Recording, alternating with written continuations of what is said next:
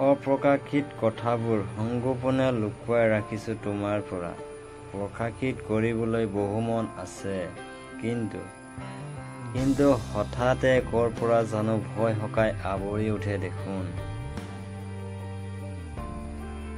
তোমাক প্ৰেমৰ প্ৰস্তাৱ দিয়াৰ সাহস মোৰ আছে, কিন্তু তোমাক হেৰুৱাৰ সাহসখিনিহে নাই মোৰ। পাই হেৰুৱাৰ দুখত বিলীন হ'ব নোখোজো মই। মইতো তোমাৰ একপক্ষ প্ৰেমিকা হিচাপে আজীৱন সুখী হৈ ৰম।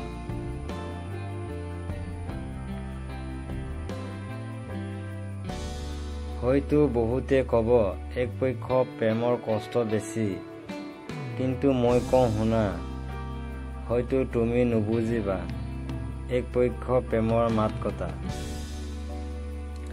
কিন্তু এবাৰ একপক্ষ প্ৰেম মানি লোৱাচোন, বিচাৰি পাবা প্ৰেমৰ প্ৰকৃত সঞ্জা। মোৰ সৰু পৃথিৱীখনত তেওঁক সজাই পেলোৱা প্ৰত্যেকটো অনুভৱ, নিশাৰ নিঃসংগতাত বহীখনত কলমডালেৰে তেওঁৰ নামত সৰি পৰা প্ৰত্যেকটো কবিতাৰ বৰফৰ খণ্ডবোৰ।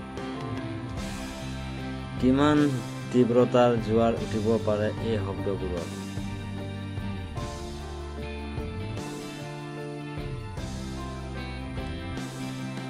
এবাৰ ভাবকচোন, মাথো এবাৰ। হয়তো তেতিয়া আপোনাৰ অনুভৱবোৰ নৈৰ দৰে বৈ যাব পাৰে সাগৰলৈ। বিন্দাস মনেৰে আকৌ এবাৰ চিঞৰি কম যেন, বিশাল নীলিম আকাশৰ তলত, মই তোমাৰ আজন্ম একপক্ষ প্ৰেমিকাৰ মৰম।